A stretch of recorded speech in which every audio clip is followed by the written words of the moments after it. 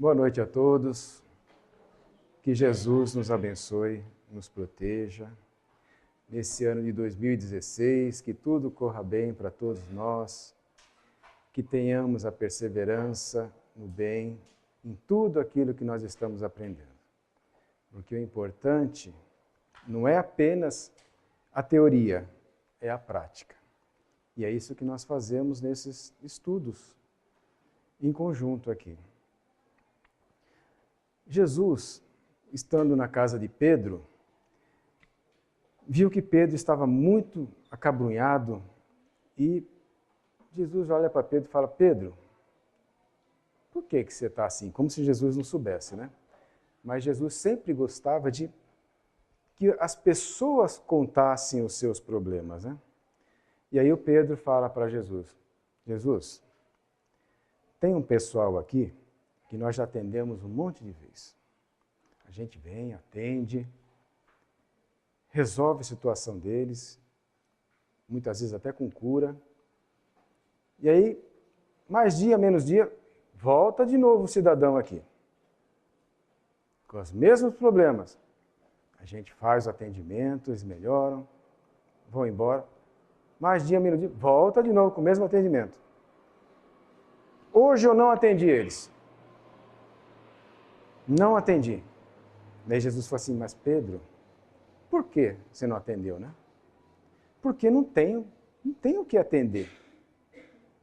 Essas pessoas não têm perdão, vivem cometendo os mesmos erros. Mas Jesus falou assim: mas Pedro, aprenda que perdoar é um gesto de amor. Daí ele pergunta para Jesus: mas até quantas vezes eu vou ter que perdoar essas criaturas que estão sempre vindo aqui com os mesmos problemas? 7 vezes? Pedro pergunta para Jesus. E aí Jesus usa aquela célebre frase que nós conhecemos: Pedro, perdoar não 7 vezes, mas 70 vezes 7 vezes. O que Jesus quis dizer com isso? Evidentemente que é como muitas das frases de Jesus, é uma linguagem figurada, né? Porque 70 vezes 7 vezes dá 480 vezes. E mesmo que nós chegássemos nesse número, esse número não seria agradável para Jesus.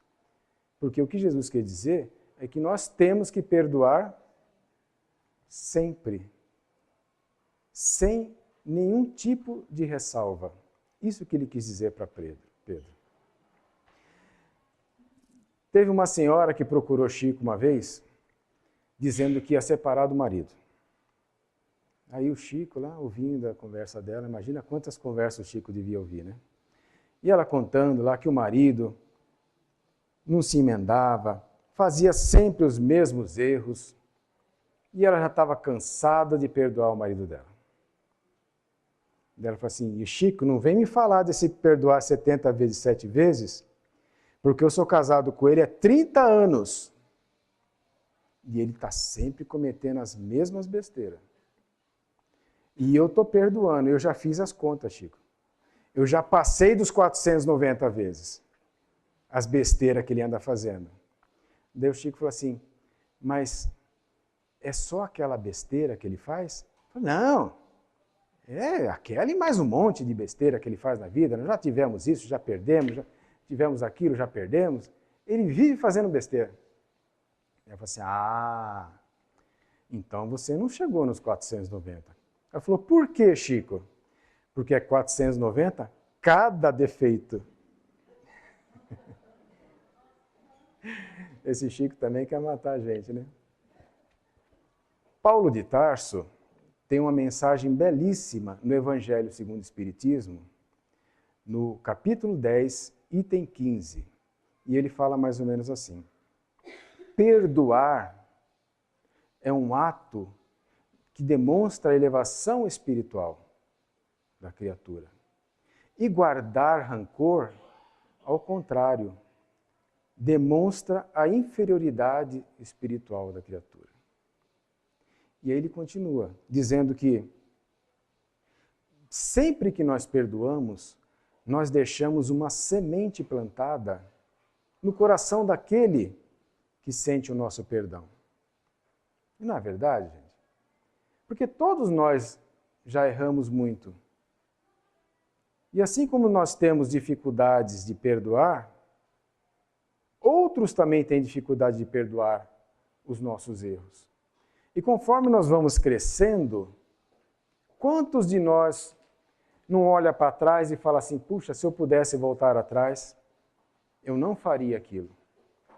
Muitos de nós pensamos assim. Então, é gratificante para nós, quando muitas vezes nos encontramos com aquela pessoa a quem prejudicamos, e vemos que aquela pessoa não guarda mágoa da gente. É um grande exemplo para nós, pelo menos para mim. E aí, ele diz o seguinte, que existem duas formas de nós perdoarmos.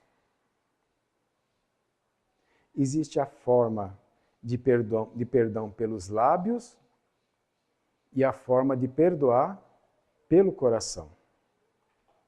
As duas são iguais? Qual que é a diferença, hein, gente? O que é o perdão pelos lábios? É quando nós falamos assim, aquela pessoa lá me prejudicou bastante, viu? Olha, eu perdoo ela, mas ela fica no canto dela e não vem passar na minha frente de novo. Ou seja, você perdoou? Você falou que perdoou, né? Desde que ela fique lá. Ou seja, assim, às vezes a gente até esquece daquela pessoa, né? Eu perdoei, faz tanto tempo que eu não vejo. Porque o tempo ajuda nesse processo de perdão.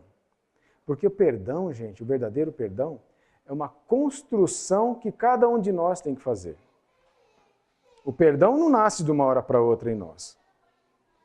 Então essa construção, ela passa por essas etapas. E aí faz tempo que nós não vemos aquela criatura que nos ofendeu. E aí quando nós vemos ela, qual que é a nossa reação?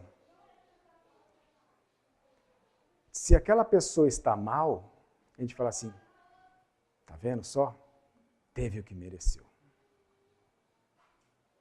E quando nós realmente perdoamos e vemos aquela pessoa, fala assim, puxa,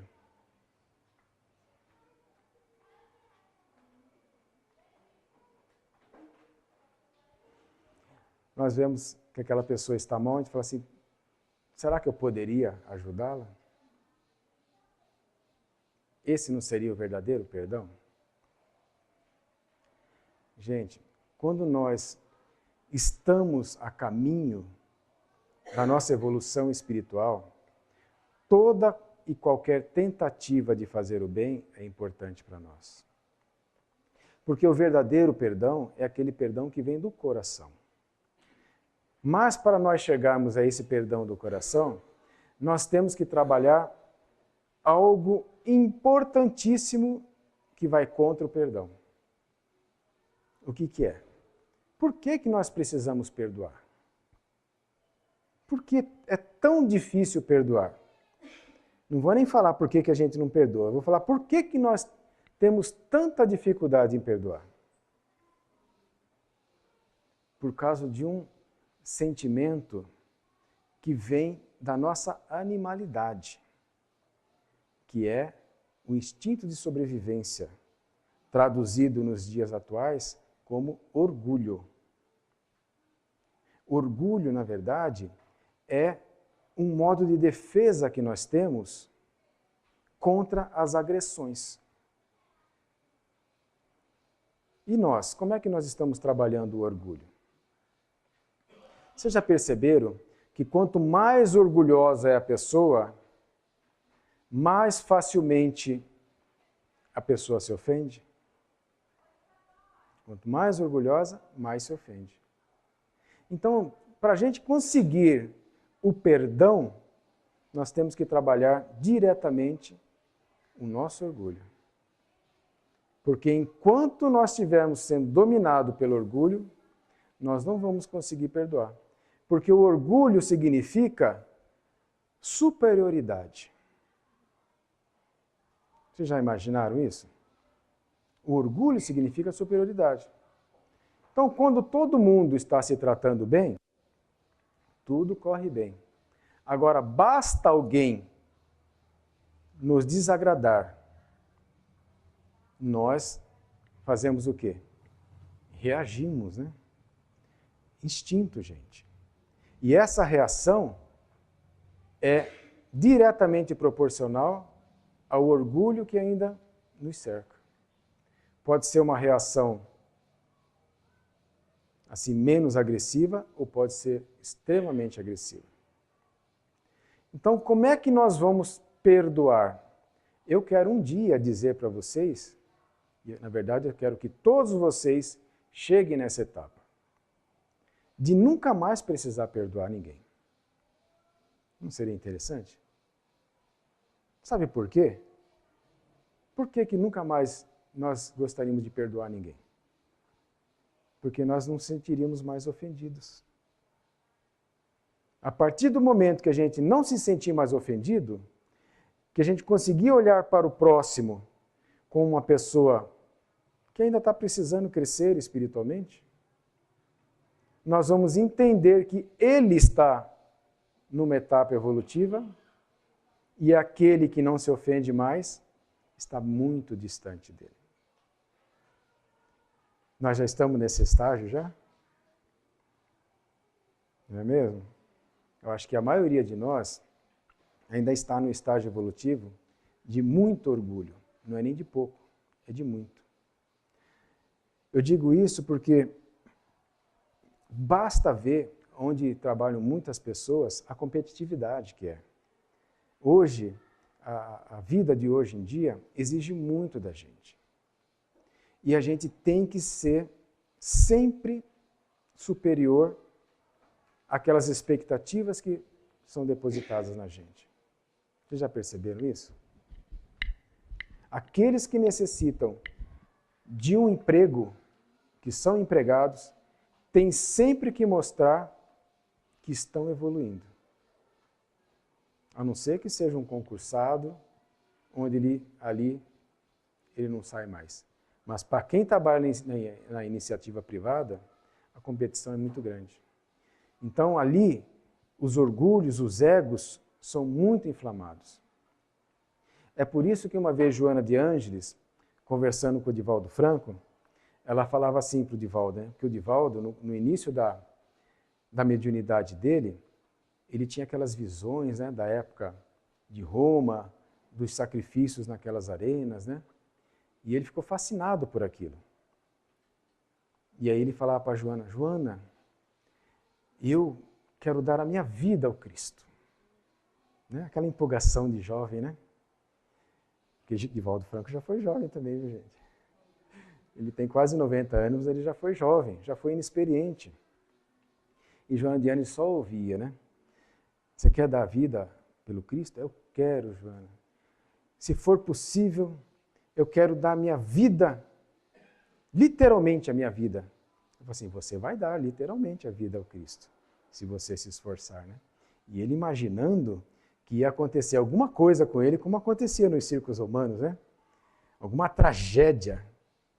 Daí a Joana de Ângeles falou assim, você vai dar realmente a vida pelo Cristo, mas não da forma como você está pensando, naquela imaginação de jovem, né? E ela via a imaginação dele. Você vai viver muito. E você fique sabendo que hoje, aqueles que querem dar a vida para o Cristo vão viver bastante. Porque o cristianismo hoje precisa de pessoas que deem o máximo de si para levar a mensagem de Jesus. E está aí Divaldo, com quase 90 anos, ainda fazendo palestra. Ou seja, ele deu a vida pelo cristianismo, continua dando, gente. No Império Romano, naquela época do cristianismo primitivo, dar a vida pelo Cristo era morrer nas arenas. Hoje, gente, é a gente dar o exemplo. O exemplo de que nós estamos realmente colocando em prática o que nós estamos aprendendo. E Paulo de Tarso fala o seguinte, que muitas vezes, quando nós nos sentimos extremamente ofendidos, a ponto até de virar uma tragédia, ele fala assim, vocês já pararam para pensar se aquela disputa terrível a qual vocês chegaram, se um de vocês tivesse abrido mão de alguma coisinha, se essa disputa teria chegado nesse ponto? Então nós, muitas vezes, esse orgulho que eu sempre falo, é diretamente responsável pelas grandes tragédias que nós passamos. Porque toda grande disputa começa com uma pequena picuinha. Vocês já perceberam? Ninguém chega do nada e fala, eu te odeio e não quero ver sua cara. Gratuitamente? Não, né, gente? Então nós temos que estar atentos a nós mesmos. Você quer que eu dê um exemplo? Isso é clássico, viu, gente? No trânsito. No trânsito. Você conhece aquela pessoa que te deu aquela fechada? Nunca viu na vida, né? Mas se aquela pessoa te deu uma fechada e te fizer um gesto, você vai falar para ela assim, vá em paz, meu irmão, fique com Deus. É assim que você vai falar para ela? É o que nós deveríamos fazer, né, gente? Você pode até falar, só que no fundo você está pensando diferente, né? Então isso é uma forma assim bem facinho de ver aonde nós estamos. Em que situação espiritual nós estamos situados? Será que nós estamos preparados para perdoar um erro de trânsito? Estamos preparados? Muitas vezes você está no farol lá. Abriu o verde, o cara... Pip! Agora é que eu não vou sair daqui. Vocês estão achando graça, mas é assim mesmo que funciona. Então, olha o quanto que nós estamos nos atrasando, gente. Nós não temos mais tempo para essas coisas. Nós não temos mais tempo. Nós já estamos num processo de reencarnação do meio para frente já, viu? A não ser os jovens, né? Mas eu já estou passando já o cabo da Boa Esperança lá. Já passei do meio século já. Então, eu não sei quanto tempo eu tenho mais. Eu ainda vou ficar com essas picuinhas. Com o conhecimento que nós já temos, nós temos que aprender a trabalhar o orgulho. Porque o orgulho é o que bota tudo a perder. E muitas vezes, gente, a gente fala assim, eu saí daquela reunião tão bem. Nossa, por quê? Porque o ambiente favorecia, né? O ambiente espiritual do centro, de uma reunião mediúnica. É tudo maravilhoso. Só que você consegue manter aquela harmonia que você captou dentro do centro espírita? Essa é a grande tarefa nossa.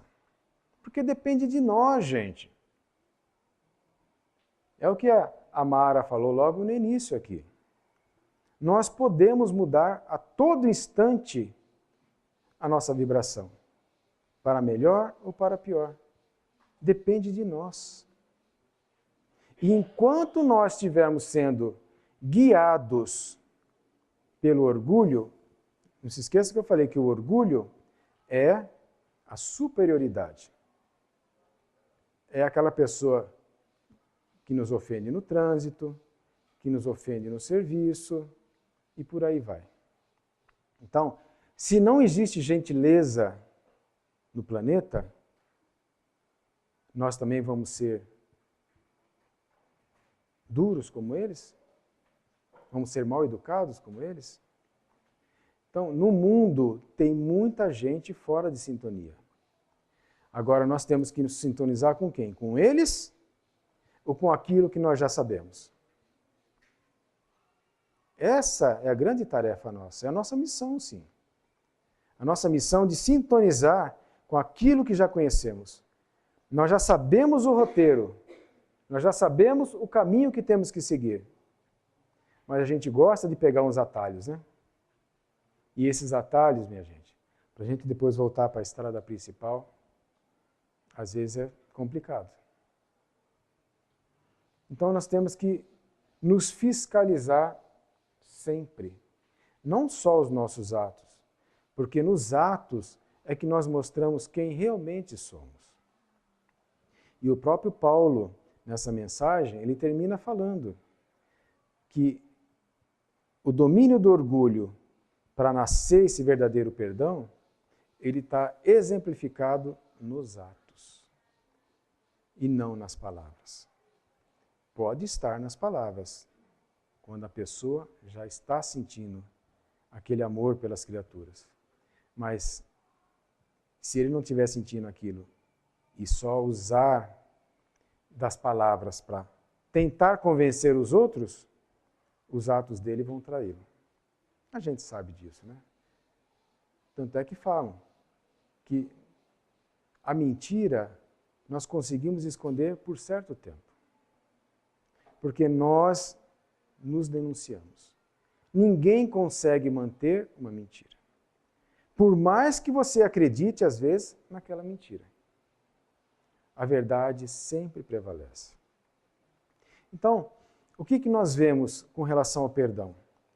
Tem uma outra questão que é muito importante, como perdoar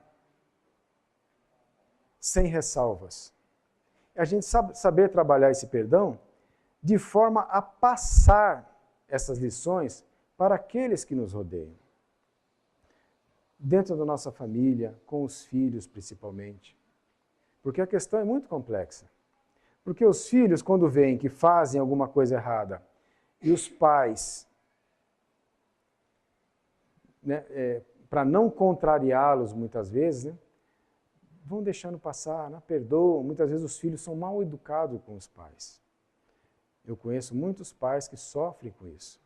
Os filhos são muito agressivos com os pais.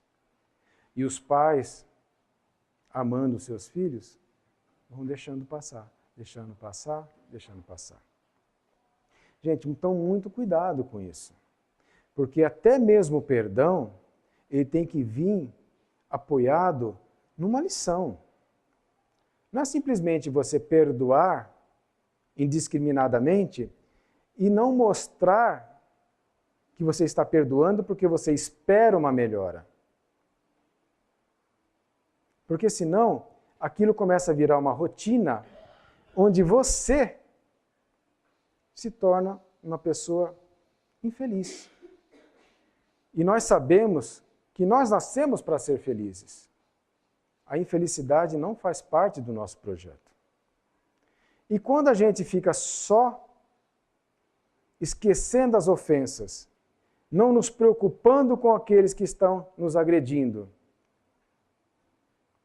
alheio à situação do mundo, gente, isso aí não é perdão. Tá? É que tem que ficar bem claro. O perdão é quando você dá o exemplo. Que nem, por exemplo, o Chico Xavier, em determinada época, ele foi muito agredido pela Igreja Católica. Na cidade que ele morava, tinha um bispo que tinha, inclusive, uma rádio católica. E todo santo dia, aquele bispo no programa chamava o Chico de tudo quanto é nome. De demônio, de possuído e por aí vai. E as pessoas que assistiam aquele programa, que não conheciam o espiritismo, né? Naquela época, imaginem, ficavam evidentemente contra o Chico Xavier. E aí, Chico Xavier, dentro daquele hall de amizade dele, ele tinha muitos amigos advogados. E aqueles amigos falaram assim, Chico, olha, tem um grupo de amigos nossos que tem um escritório de advocacia e que está vendo esse sofrimento seu aí, essas agressões gratuitas. Lei, Chico, a gente pode usar da lei para acabar com essas difamações contra você. Porque isso não pode. Você está sendo defamado. Você quer que a gente entre com uma ação contra esse grupo aí? Nós estamos dispostos a defender você. Aí o Chico humildemente falou assim, não, meu filho, não precisa não, porque eu já estou me defendendo. Pessoal, mas como? Você contratou outro grupo de advogados? E não a gente, que somos seus amigos, né? Nós vamos fazer de graça para você. Eu disse, não, de jeito nenhum, não contratei ninguém, não. Eu simplesmente vou continuar com o meu trabalho. Essa era a defesa dele. Então não basta simplesmente você acuar e não produzir mais nada. Se você acredita naquilo, vá em frente, gente. Vá em frente, porque a nossa intuição é que fala mais alto. Então, muitas vezes, quando você é, na questão dos 70 vezes 7 vezes, quando você é ofendido 1, 2, 3, começa a analisar o que é que está acontecendo. Porque não basta perdoar. Eu acho que você tem que procurar ver uma solução para isso. Ajudar. Acho que esse é o verdadeiro perdão. Quando você passa a fazer parte da construção daquele ser. Porque quando você é simplesmente atacado, e não faz nada para aquela pessoa enxergar diferente, eu acho que muitas vezes está sendo conivente com o erro. Você está retardando muitas vezes a evolução daquele ser. Porque ele não enxerga, ele só enxerga aquilo que ele acha que é certo. Então é importante, sim, você se dar o direito da defesa, sem a agressão. Tem uma outra passagem de Jesus, que chega lá um grupo de publicanos. Vocês sabem o que é publicanos na época de Jesus? Eram aqueles cobradores de impostos, né? E a gente sabe que ninguém gosta de pagar imposto, imagina naquela época, né? E aí chegou lá mais ou menos 5 publicanos na casa de Pedro. E aí Pedro recebe aqueles publicanos que ele conhecia muito bem, né? Sabia da vida deles, porque imagina, né? Cidade pequena, né? Lá na Galileia, né? Onde Pedro morava. E ele conhecia a vida de todos aqueles cobradores de impostos. Só que aqueles cobradores de impostos já estavam arrependidos das muitas maldades que eles fizeram, das muitas falcatruas, né?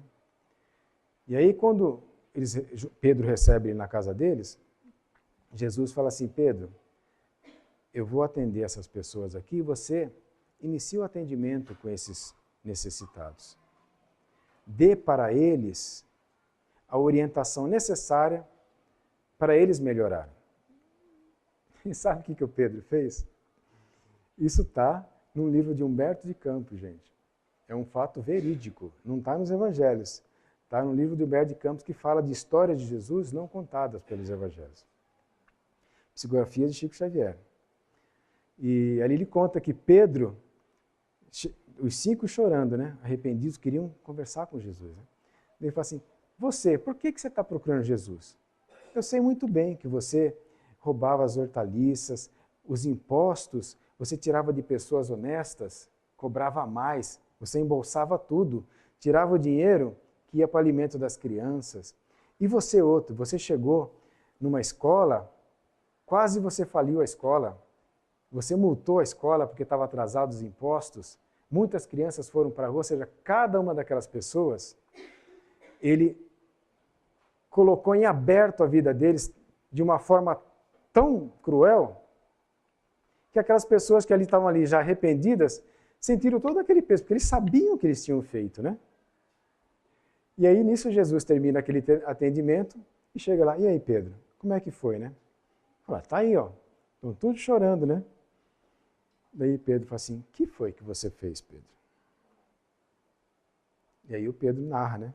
Ele fala assim: eu conheço muito bem aquele ali. Ele fala assim: Pedro, quando eu falei para você fazer o atendimento, era um atendimento para você elevar a autoestima deles.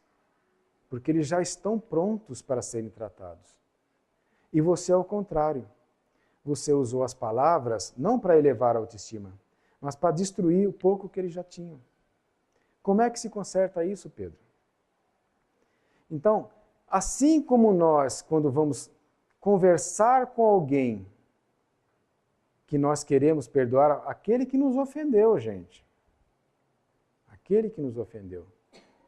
Nós temos que chegar com honestidade com eles. Como é que você vai chegar com uma pessoa que te fez algum mal cobrando? Você vai passar alguma lição para ele? Olha como é difícil até perdoar. Porque a partir do momento que você realmente perdoou, não deve partir de você a reconciliação? O que foi falado aqui logo no início da abertura?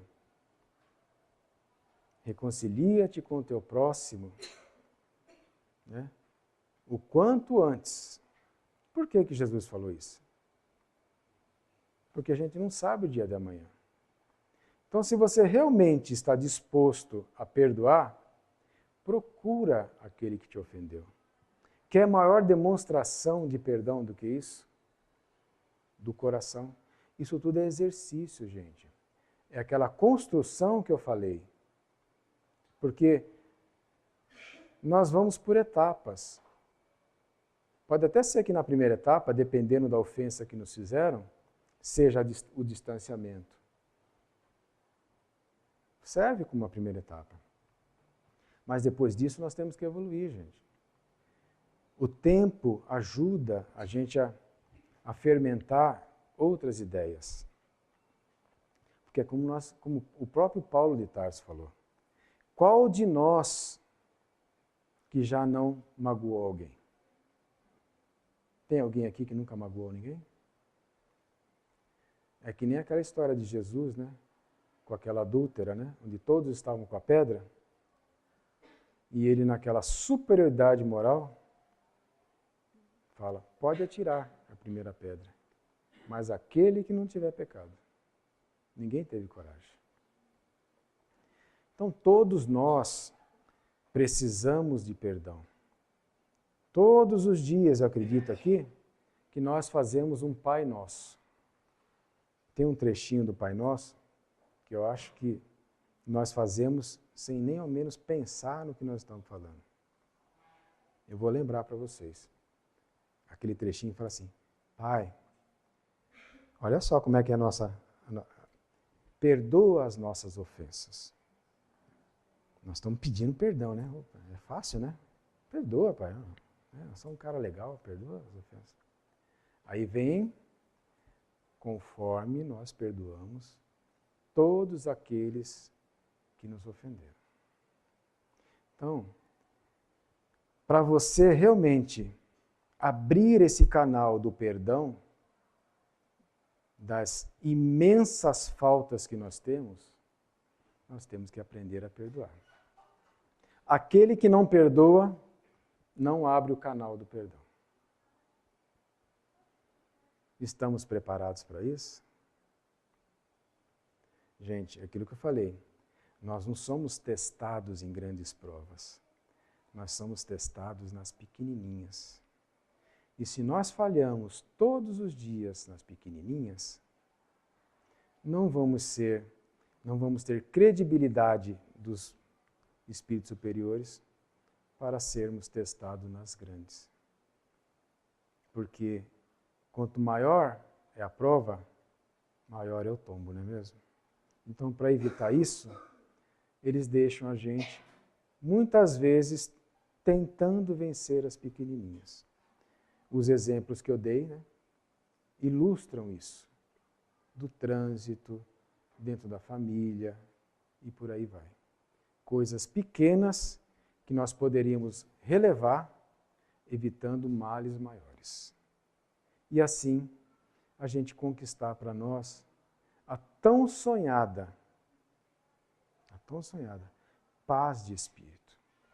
Porque esse trabalho de a gente deixar passar é um trabalho contra essa energia do orgulho, que ainda trazem tantos dissabores para todos nós. É isso, gente. Muito obrigado a todos. Que Jesus nos abençoe.